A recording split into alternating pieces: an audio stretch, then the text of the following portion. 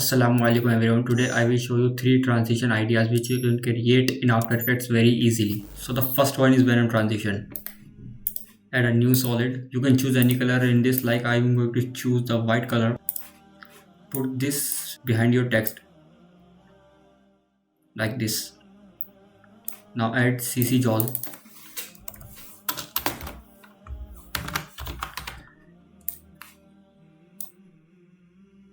After adding CC jaws, do this so you can see the BG background and increase the height. Now add turbulence displays. Make sure to change it to bulge and then do it around 8 or 8 9. I will do this and then use twist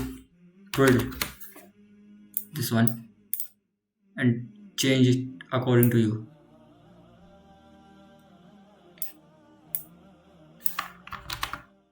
Like this. Now add turbulent displays again. Increase the complexity.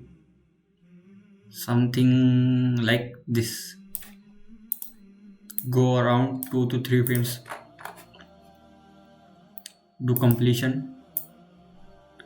Increase it to 100%. Now go here. Do it 0. Now let's check it. Look how amazing it looks. Now you will see these bars. Because of the turbulent displays, you will see the background. So what you can do is Control D and you can scale up the behind one. Just scale up. Look, this looks awesome. The second is invert transition. So add adjustment layer and zoom in. Make it 2 frame. 1, 2. Make sure to put this between the joints, just like here. Add tritone. Try to add this color, the brightest color you will get, like red, blue or green. In this I will use red. Control D, put this below, delete tritone and add invert. Put it here and it will give a very different color. Look this. Look at the contrast. This will look seamless.